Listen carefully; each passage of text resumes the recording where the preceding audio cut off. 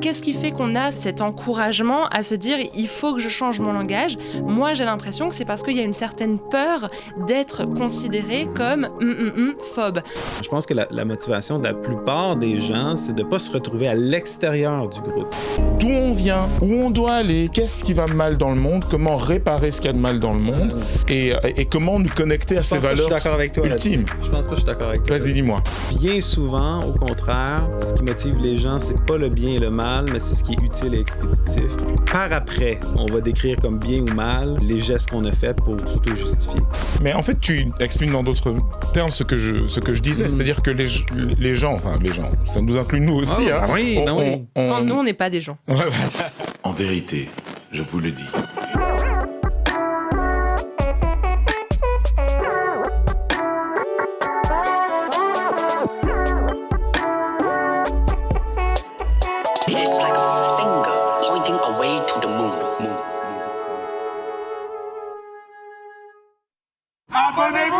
Bonjour à tous, chers auditeurs et auditrices de Sagesse et Morito, ici Léa en compagnie de mes acolytes JC et Christelle. On reprend dans cet épisode une discussion qu'on avait laissée en plan dans le tout dernier. On parle de pensée woke, de combat pour la justice sociale intégrale, de capitalisme éveillé, cette sorte de nouvelle religion séculière qui cherche à combattre pour la justice sociale intégrale. Et on se pose la question, enfin surtout, on pose la question à JC, d'où nous viennent en fait tous les présupposés, tous les postulats de départ qui font de ce mouvement culturel quelque chose de religieux et de prédominant aujourd'hui. Ben oui, dans le fond, la question, c'est de poser la genèse du wokisme. Il y a des grands dogmes ou des grands présupposés ou des grandes pratiques à l'intérieur de la pensée postmoderne qui s'articulent dans le discours woke aujourd'hui. Donc tu veux pas dire que c'est pas juste une théorie, ça, c'est des idées qui ont des conséquences dans la vie réelle. Exactement, quoi. C'est ça. Et je pense que nos auditeurs vont pas avoir de difficulté à voir ces principes-là s'articuler dans le discours médiatique, dans les journaux, par rapport à la question du wokisme. Un des grands thèmes du postmodernisme, des grands présupposés du postmodernisme, c'est un scepticisme à propos de ce qu'on appelle le réel, entre guillemets. OK, scepticisme contre le réel. Qu'est-ce que ça veut dire? Qu'est-ce que ça veut dire? En fait, une chose qui est super intéressante par rapport au postmodernisme, c'est que beaucoup des grands penseurs de ce mouvement intellectuel sont des Français qui ont immigré aux États-Unis. Et, ou qui ont travaillé en Amérique. Et ce scepticisme, ce scepticisme à propos du réel, ben, ça vient en partie d'un intellectuel français qui s'appelle Jean-François Lyotard, en fait, qui a posé cette thèse-là dans un rapport qui lui avait été commandé par le ministère de l'Éducation du Québec dans les années 70. OK, je savais pas. Et lui, il va parler de la fin des grands récits. Okay? Donc, il y a cette idée-là de dire qu'il y a des grandes histoires qu'on se raconte sur le monde. Le marxisme est un grand récit, le christianisme est un grand récit. Un autre grand récit, c'est celui de la modernité puis de la libération ou de la libéralisation de la société. L'histoire du progrès L'histoire aussi. du progrès, c'est un grand récit. Et lui, il va dire dans les années 70 que ces grands récits-là n'ont plus la même force qu'ils avaient auparavant. Il y a un scepticisme qui est de plus en plus généralisé. Donc on y croit de moins en moins. On y croit de moins en moins. On commence à voir que ces grands récits-là sont des discours pour souvent justifier le système qui est en place. Ah, système. Oui. Déjà, chez Lyotard, une lutte contre les injustices. Ouais. On pourrait retomber sur la question du système plus tard, là, mais... Pardon, je te laisse continuer. C'est ça. Il y a tellement de choses à dire. Mais bon, c'est ça, il y a un scepticisme à propos du réel. Un exemple, c'est justement cette interview-là dans le documentaire « What is a woman? Qu'est-ce qu'une femme? » Où justement, quelqu'un va interviewer un prof en féminisme d'une grande université américaine, bon, à propos de qu'est-ce qui est une femme, et il va demander, ils vont s'obstiner, puis ils vont demander, ben non, mais qu'est-ce qu'une femme réellement, ou qu'est-ce qu'une femme en vérité? Et le professeur va dire, ben, je trouve ton usage du mot vérité offensant. Du réel offensant. Quelle réalité? Et donc, dans le postmodernisme, il y a cette idée-là aussi que le langage est un constructeur du savoir. C'est-à-dire qu'il n'y a pas nécessairement, sans dire qu'il n'y a pas de réel, il n'y a pas de réel absolu, objectif qui est accessible à nous. Et donc, tout concept pour référer au réel est en quelque sorte un jeu de langage socialement construit. Ça aussi, dans le postmodernisme, il y a cette remise en question fondamentale de la notion du réel, puis une emphase sur le langage et comment le langage constitue le réel. C'est pour ça, par exemple, dans le wokisme, on va souvent voir des changements dans la manière de dire ou de nommer les choses, et en nommant ces choses-là de manière différente, ben, quelque part, notre conception du sujet est renversée. Par exemple, la question du genre. Jusqu'au milieu du 20e siècle, on parlait, surtout en anglais, du sexe. Il y a un sexe masculin, un sexe féminin. Ça, c'est plus une réalité, du coup, biologique. Une réalité biologique. Il n'y avait pas de distinction entre l'un et l'autre là, dans le langage. En fait, alors qu'aujourd'hui, on fait une distinction entre le mot sexe et le mot genre. Exactement. Et le genre, c'était plus utilisé en français, justement. Dans la grammaire. Dans la grammaire, là, quand on parle du genre d'une table, on sait que ça n'a aucun rapport avec le sexe, en fait. C'est simplement féminin, c'est conjugué au féminin, mais il n'y a rien qui fait que mon verre a plus de caractéristiques masculines que ma table. On le comprend, ça. Mais maintenant, en introduisant cette nouvelle catégorie du genre qui serait l'expression à l'intérieur de catégories masculines ou féminines ou autres, qui est détaché de la réalité biologique, bien là, tout d'un coup, le transgenrisme est possible. Alors que dans le passé, on parlait d'être travesti, par exemple, d'un homme qui s'habille en femme, d'une femme qui s'habille en homme. Mais il n'y avait pas de question d'un homme qui pouvait devenir une femme. Donc ça, c'est un exemple de comment le langage construit le réel.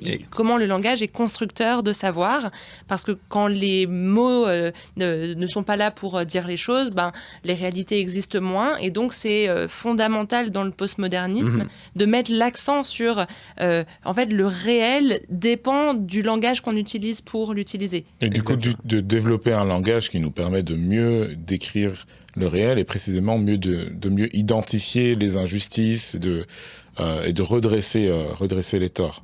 Donc on a le scepticisme à propos du réel, le langage comme constructeur de savoir. Il y a quoi d'autre comme postulat de base du postmodernisme? Ce qu'on appelle le constructivisme social, c'est-à-dire que l'individu est le fruit de ces discours-là, de ces pressions-là. Donc, l'identité individuelle est construite, puis est construite autour de catégories qui sont finalement des constructions sociales. On va parler de blanchité, par exemple, whiteness. Donc, la blanchité, c'est une catégorie qui est socialement construite, qui est renforcée par les institutions, puis qui fait qu'un individu va se considérer comme blanc, va se considérer sur l'angle de la race, alors qu'il y a plusieurs autres caractéristiques de l'individu qui sont pas saillantes. Ou moi, j'ai les yeux bleus, j'ai jamais entendu parler de bleuité ou on n'a pas construit une identité autour de cette caractéristique-là. Est-ce que c'est pas aussi l'idée que l'individu, il n'y a pas un individu,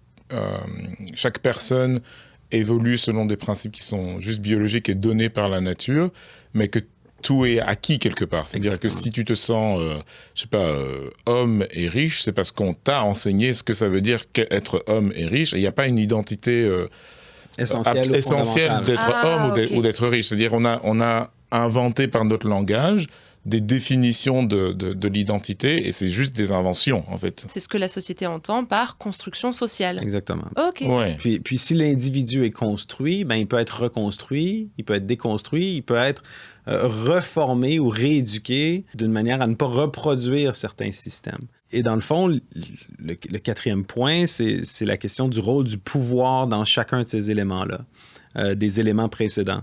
C'est-à-dire qu'on ne construit pas le réel ou on ne fait pas simplement des grands discours par rapport au réel, puis c'est partagé, ça émerge. Mais chaque fois qu'il y a un discours, chaque fois qu'il y a une construction sociale, chaque fois qu'il y a un savoir qui est bâti, bien, il est fait à l'intérieur d'un système de pouvoir. C'est pour ça que Michel Foucault va pas appeler ça le savoir, il va appeler ça le savoir-pouvoir, le savoir-pouvoir. Michel Foucault, un autre de ses penseurs français émigré aux États-Unis, dont tu parlais tout à l'heure. Exactement. Et donc, il y a cette notion-là qu'il faut voir derrière chacune des constructions sociales, chacune des descriptions du réel, entre guillemets.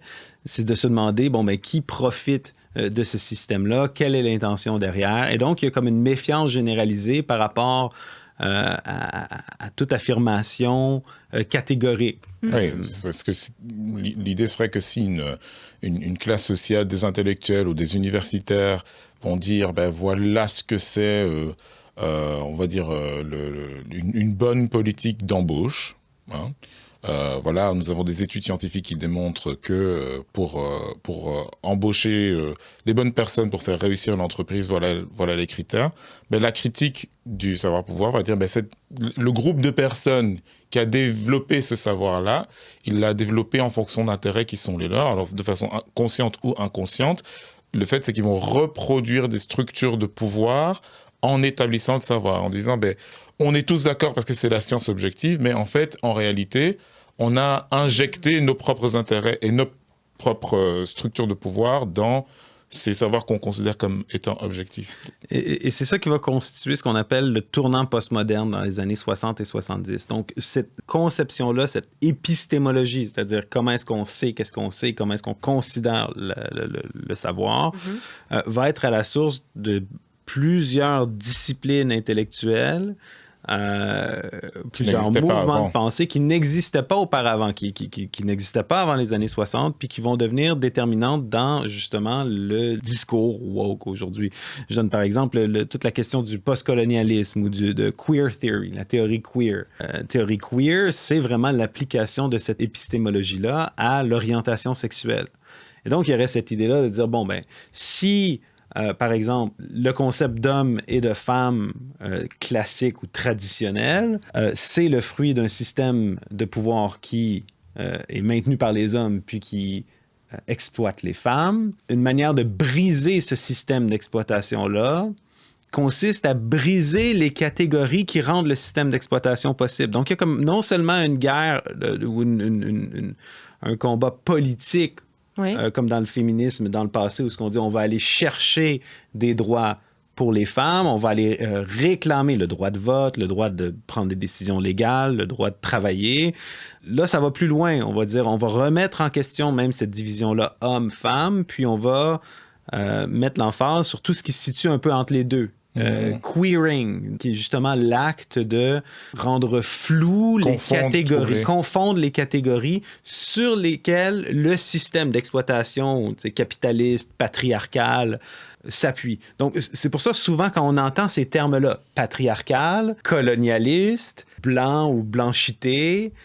hétéronormatif. Hétéronormatif, c'est un signe que ça puise dans une épistémologie postmoderne. Ouais, et le mot queer est un très bon exemple parce que, bon, en anglais, queer, ça veut dire de travers, bizarre, techniquement juste de travers, et puis plus largement, par métaphore bizarre, genre pas normal, et que c'était un terme qui était appliqué de façon péjorative aux personnes qui avaient un comportement social qui n'était pas, aux hommes en particulier, qui avaient un comportement social qui n'était pas masculin.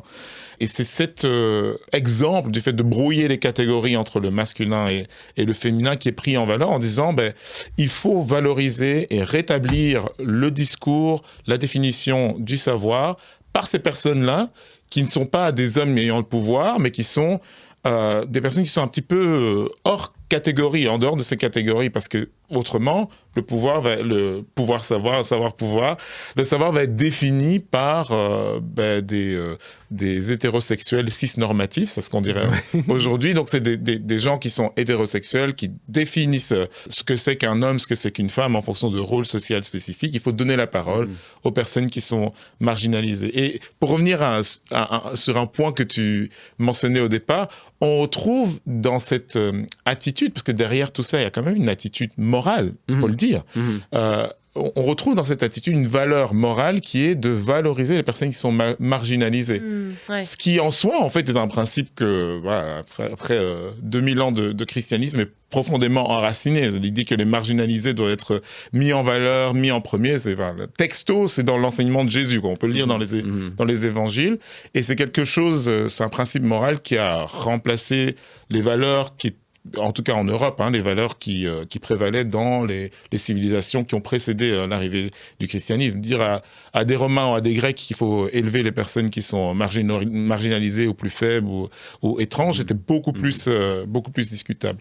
Donc, si le principe épistémologique, la manière dont c'est un gros terme, là, mais je veux dire, le principe épistémologique postmoderne, c'est-à-dire comment est-ce qu'on sait qu'est-ce qu'on sait, dit qu'il n'y a pas de vérité objective, mais qu'il n'y a que des réalités qui sont construites culturellement. La question maintenant n'est plus quelle est la vérité ou qu'est-ce qui est vrai, mais comment est-ce que cette vérité-là a été construite. Et là, si elle est construite par des groupes qui ont le pouvoir contre l'intérêt de personnes qui sont opprimées, ben là, tout d'un coup, la subjectivité, la perspective des personnes opprimées offre un accès à un savoir qui nous permet de remettre en question les systèmes d'oppression. OK? Donc... OK. Donc, c'est tout un enseignement en fait philosophique finalement que tu es en train de nous faire et linguistique. Oui, mais en même temps, quand on lisait un article dans un autre épisode où tout d'un coup quelqu'un critiquait, je pense, Tinder comme une forme de patriarcat hétéronormatif, tu te dis, mais d'où est-ce que ça sort tout ça? Qu'est-ce que ça veut dire? Mais une fois que tu es familier avec, justement, l'approche postmoderne, tu es comme, ah non, OK, c'est ce qu'on est en train de dire ici, c'est que ce système-là, dans le fond, sert le patriarcat, donc les hommes, et l'hétéronormativité, c'est-à-dire l'idée que ce qui est normal, c'est d'être hétérosexuel, puis ce qui est anormal, c'est d'être homosexuel. Ou autre. Ça, cette question-là, comment est-ce que la réalité est construite, comment est-ce que le langage est construit, c'est une approche épistémologique qui est constante dans la postmodernité. Dans la postmodernité, la souffrance va venir remplacer le cogito en tant que fondement de prise sur le réel. Beaucoup trop compliqué ce que tu viens de dire. Je n'ai pas tout compris. Okay. Dans le fond, dans l'approche postmoderne, la manière dont on saisit le réel, mais pas le réel avec un grand R, mais le réel, c'est-à-dire la structure d'exploitation ou le système d'exploitation qui est dominant, c'est à travers la perspective des personnes qui sont marginalisées et qui souffrent.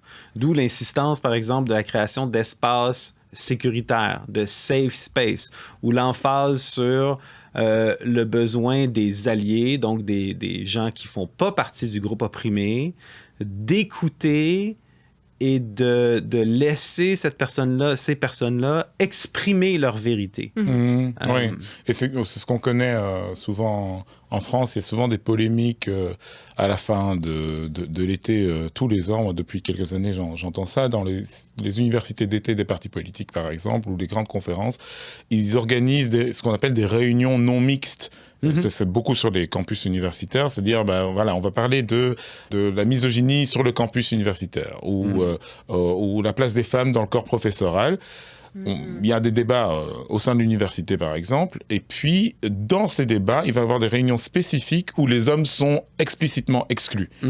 Et je sais que ça cause polémique dans la société souvent, parce qu'on se dit, mais comment est-ce qu'on peut avoir un débat démocratique dont certaines personnes sont exclues?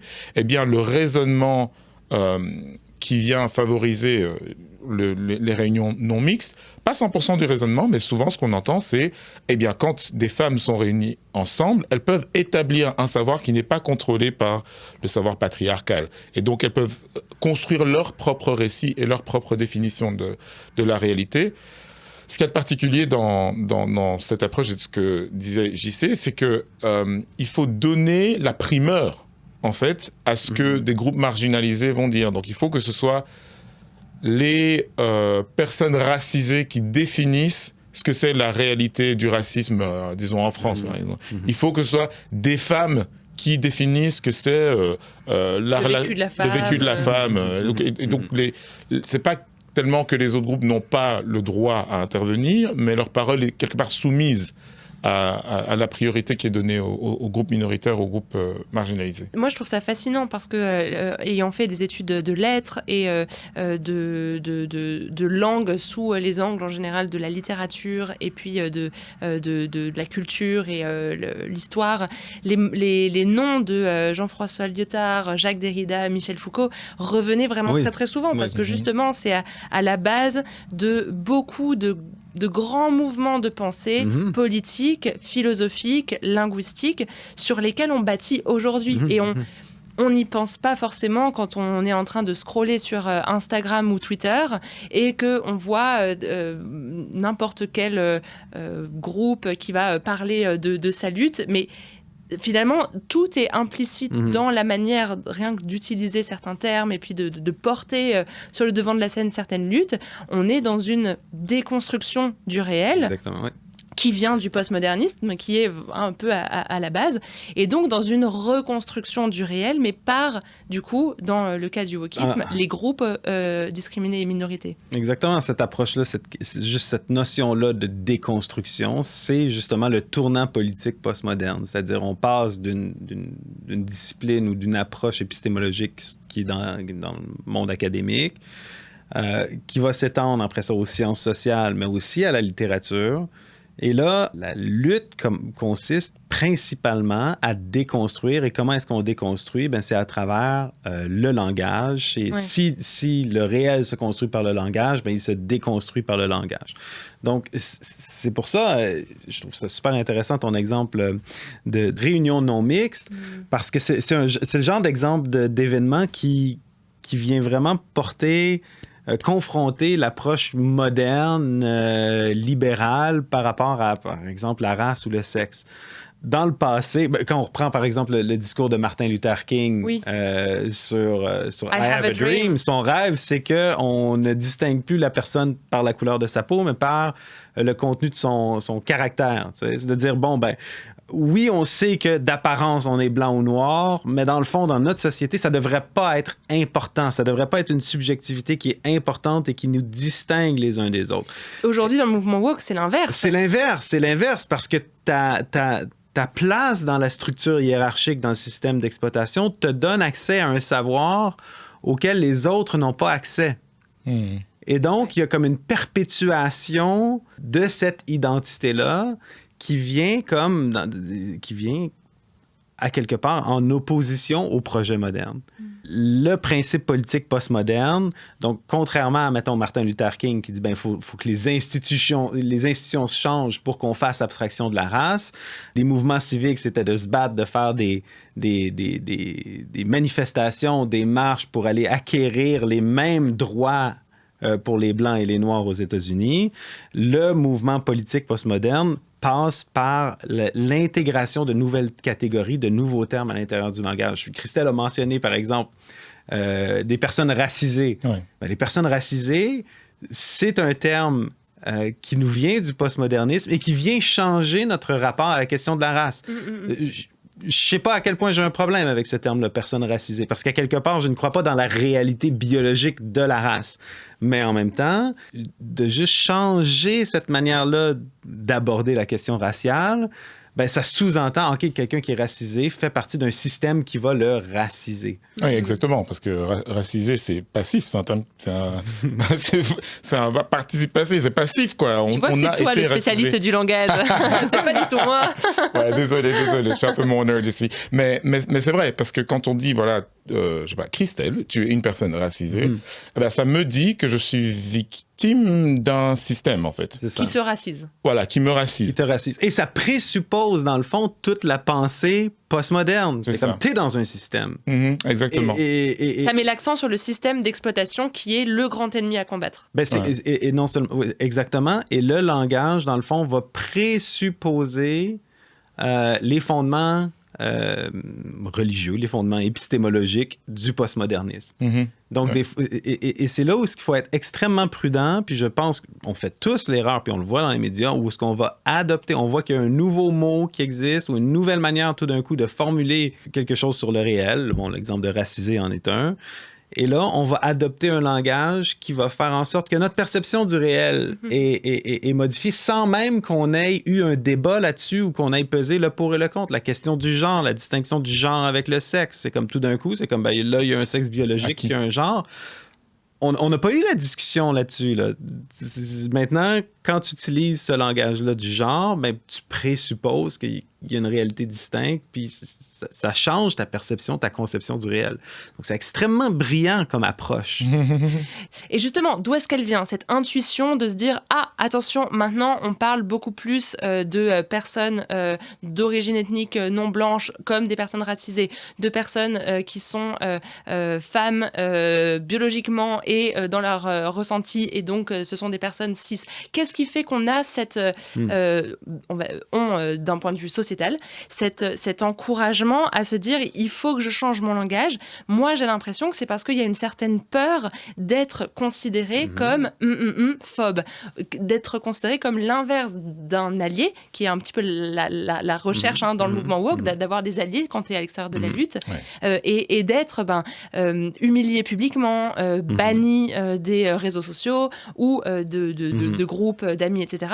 Et cette peur-là, avec un petit peu une sorte de police du langage, osons le terme, me fait me dire, dans ce système de recherche pour la lutte sociale, tel qu'il est soutenu par le postmodernisme à sa base, on est en constant danger de ne pas être du bon côté et de devenir la minorité discriminée de l'autre.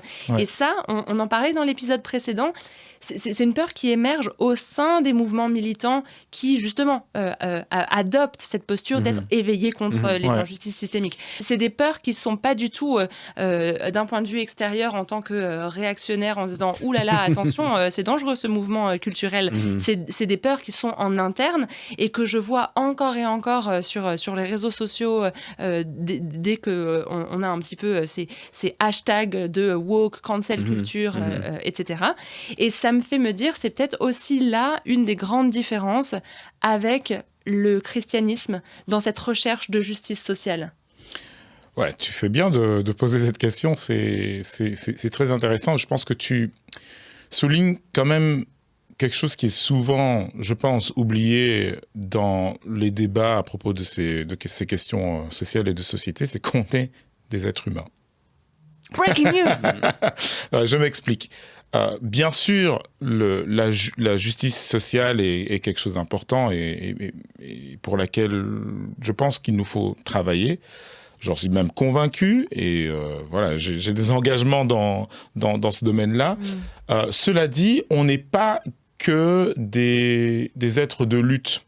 On est des êtres humains complets avec nos émotions, avec notre histoire personnelle, avec nos besoins fondamentaux, avec un sens moral aussi. On a envie de pouvoir sentir qu'on fait partie de quelque chose de plus large. On a envie de savoir qu'on appartient à un groupe. On a envie de savoir que notre identité, on peut la comprendre. On peut comprendre notre propre identité. Ça c'est des besoins fondamentaux. On a envie de se savoir en sécurité. Et puis aussi, on a aussi un sens moral du fait qu'il y a certaines choses qui sont bien et certaines choses qui sont pas bien. Donc tu parlais le fait d'adopter ces nouveaux termes qui sont développés. Je pense que si les gens qui nous écoutent ont écrit, comme moi j'écris parfois avec l'écriture inclusive, ou utilisent un terme, un nouveau terme comme personne racisée, ou cis, CIS, ou utilisent le pronom IL, c'est pas simplement pour une raison de lutte, c'est parce qu'on a envie, je pense, tout être humain a profondément envie de se comporter bien, en fait, de s'orienter vers le bien, de vivre une vie juste. Autrement dit, tout être humain a une conception de d'où on vient, où on doit aller, qu'est-ce qui va mal dans le monde, comment réparer ce qu'il y a de mal dans le monde, et comment nous connecter à ces valeurs ultimes. Je pense pas que je suis d'accord avec toi. Vas-y, dis-moi. Pourquoi ? J'ai vraiment l'impression que bien souvent, au contraire, ce qui motive les gens, c'est pas le bien et le mal, mais c'est ce qui est utile et expéditif. Puis par après, on va décrire comme bien ou mal les gestes qu'on a faits pour s'auto-justifier. Je donne par exemple. Est-ce que, mettons, les gens qui commencent à utiliser ces genres le font vraiment ou utilisent un terme particulier, le font vraiment parce qu'ils ont une conviction personnelle que ce terme qui n'a jamais été utilisé dans l'histoire, tout d'un coup, devient une marque pour soutenir les personnes qui seraient opprimées à l'intérieur d'un système dominant. Je pense que la motivation de la plupart des gens, c'est de ne pas se retrouver à l'extérieur du groupe. Oui. Et donc, dans le fond, c'est ce qui est fait, c'est ce qui est expéditif pour demeurer à l'intérieur du groupe. Et après ça, c'est seulement après ça que la question du bien est intégrée. Mais en fait, tu expliques dans d'autres termes ce que je disais, c'est-à-dire que les gens, ça nous inclut nous aussi. Oui. Nous, on n'est pas des gens. Ouais, voilà. On réagit souvent sur base de sentiments, de motivations fondamentales, certaines qui sont acquises par notre éducation, mais parfois c'est vraiment juste fondamental. On a envie de se savoir aimer, on a envie de savoir que on fait ce qu'on devrait faire dans notre vie. Mais tu mêles deux choses, là. Mais je pense que ça se passe en deux étapes. Je pense qu'il y a le réflexe d'acquérir. Je vois cisgenre, okay, ça me donne une image de ce que c'est la justice vis-à-vis des gens trans, où ça a l'air bien comme terme, je vais l'adopter parce que j'ai l'impression que c'est bien. Et puis par après, les gens réfléchissent en termes de bien et mal. Voilà, exactement. Mais ça n'enlève pas qu'on est des êtres moraux. Et si le jour 1, tu adoptes le terme parce que tu le trouves bien, le jour 2 et le jour 3, tu vas essayer de savoir pourquoi c'est bien. Mais ça vient le jour 2 ou 3. Ça vient pas le jour 1. Le jour 1, c'est d'être dans le groupe. Et c'est pour ça que, comme tu mentionnais, les questions on ne veut pas être nommé comme transphobe ou homophobe ou sexiste ou quoi que ce soit. Puis, et c'est là où encore une fois, ça s'apparente à une religion, où tu as les 7 péchés capitaux. En tout cas, tu as des péchés capitaux qui font que si tu es condamné pour telle ou telle chose, tu es maintenant banni, honni, marginalisé et tu ne peux plus prendre part au débat ou à la vie publique. Ouais. Et c'est là où j'aurais envie de rappeler un petit peu une différence avec une religion. Parlons du christianisme, parce que c'est celle à laquelle on se réfère. Tu viens de rappeler que ça se fait beaucoup dans l'ensemble du mouvement woke et de combat pour la justice sociale, une sorte d'ostracisation quand la personne est perçue comme étant contre la lutte sociale qu'on porte. Et comme ça rentre dans une logique de recherche de justice intégrale, qui est une bonne chose, mais qu'à la fois, il y a une constante déconstruction du réel et reconstruction du réel, parce qu'on parlait des bases du postmodernisme, ça rend, je pense, parfois très flou qu'est-ce qui est en haut de cette hiérarchie. On parle depuis tout à l'heure d'un système de valeurs qui est au centre de toutes les visions du monde. Les religions et les systèmes de croyances philosophiques, comme par exemple le mouvement woke. Mais là où dans le christianisme, on peut rentrer dans cette justice sociale pour laquelle combattait Martin Luther King, qui était chrétien, en se disant en bout de course, tout en haut de ce sommet de la pyramide des valeurs, il y a Dieu. Et dans tout le reste, il y a des systèmes, des problèmes, des discriminations, je sais pas moi, des choses qui fonctionnent pas et qu'il faut justement chercher à réparer. Mais au bout, il y a Dieu. Et lui, il vient définir la réalité objective. Exactement. Et lui, il vient définir la possibilité, quand tu es discriminé ou marginalisé, d'être accueilli et d'être compris. Et lui, il vient définir le bien et le mal. Exactement. Et quand il n'y a plus Dieu, et que du coup le bien et le mal, et le juste et l'injuste sont récupérés... Sont des conventions sociales. Sont des conventions sociales et sont définies par des groupes, et qu'on est dans on est très divers dans l'humanité. Et donc il y a divers groupes, et puis certains ils sont les uns contre les autres, et puis c'est pas un problème, c'est juste complexe. Mais si du coup il y a des réels qui se mettent en place, il y a des visions du bien et du mal, et il y a donc des exclusions à chaque fois que tu fais pas partie de ça, où elle est la réinclusion? Elle est plus possible. Parce que le pardon n'est pas possible. Parce que finalement, la vision d'un bien ou d'un mal ultime est pas possible. Et là, moi, ça me semble être un point de grande espérance, finalement, dans la religion du christianisme. Et c'est peut-être aussi pour ça que je trouve ça m'aide de comprendre la justice sociale avec un angle chrétien.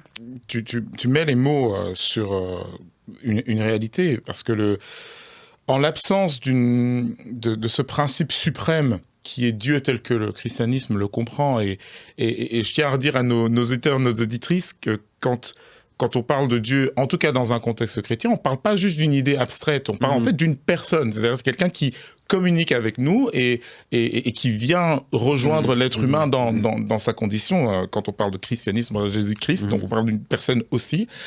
Si on retire ce principe-là, le risque, ça dépend de l'idéologie qu'on adopte, bien sûr, mais là, on a parlé du mouvement woke, le risque, c'est que, en fait, tout devient une question juste de pouvoir et de conflit et de lutte permanente. Parce que si c'est pas l'un qui gagne, ben ce sera l'autre. Et puis chaque groupe se subdivise en sous-groupes. Et puis en plus, c'est des intersections entre les systèmes de domination. Et finalement, on s'en sort plus.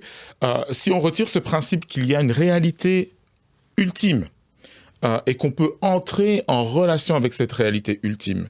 Ce qui ne veut pas dire qu'on ne peut pas discuter, se remettre en question, que du contraire.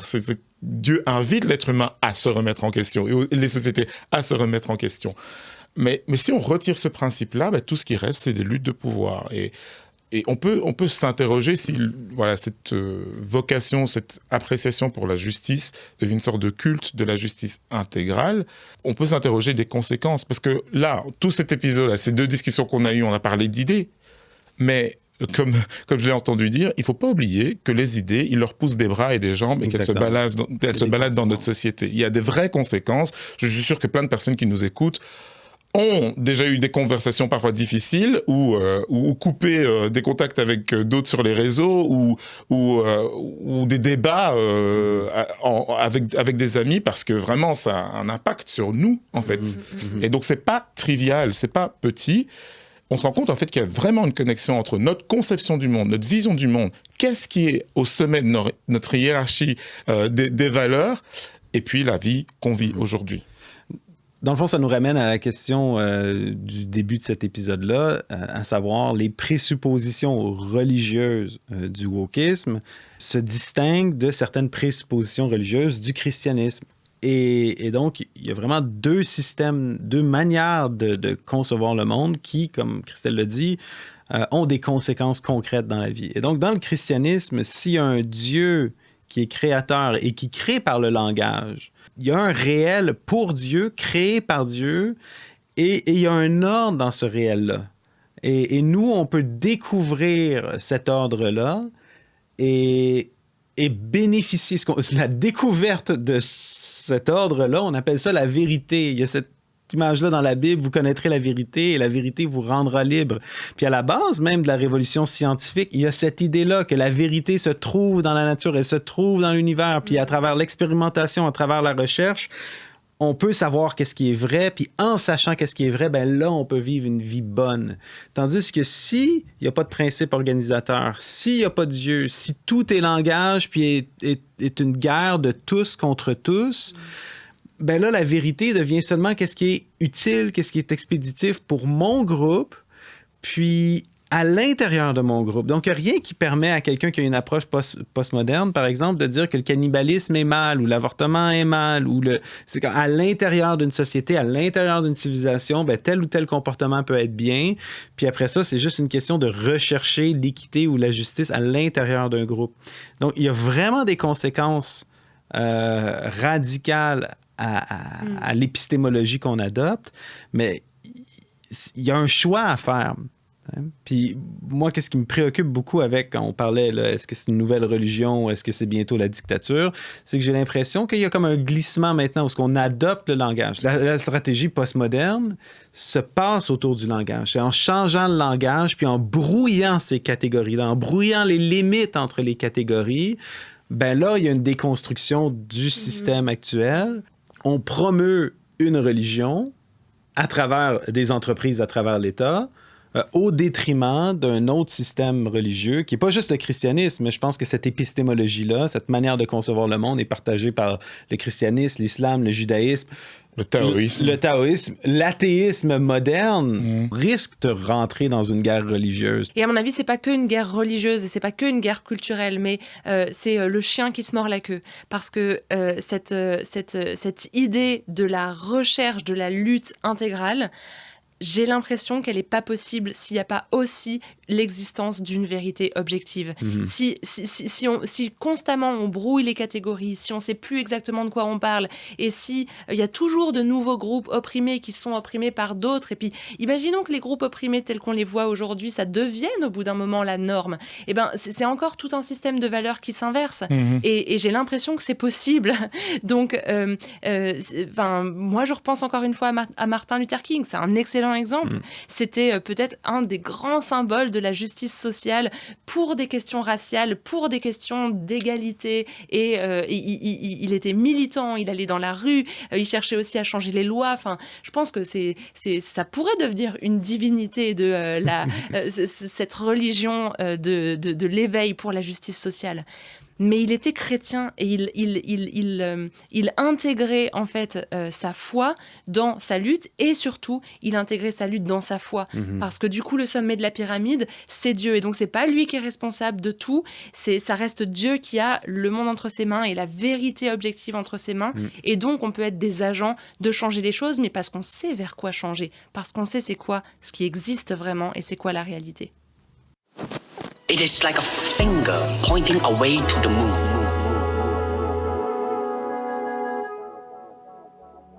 Merci d'avoir été avec nous pour ce nouvel épisode de Sagesse et Morito. 3 manières pour soutenir le podcast. Abonnez-vous à la chaîne, n'oubliez pas d'activer la petite cloche et mettez un pouce bleu là, en dessous de la vidéo. Vous pouvez aussi nous retrouver sur tous nos réseaux sociaux. Merci et à bientôt pour un nouvel épisode.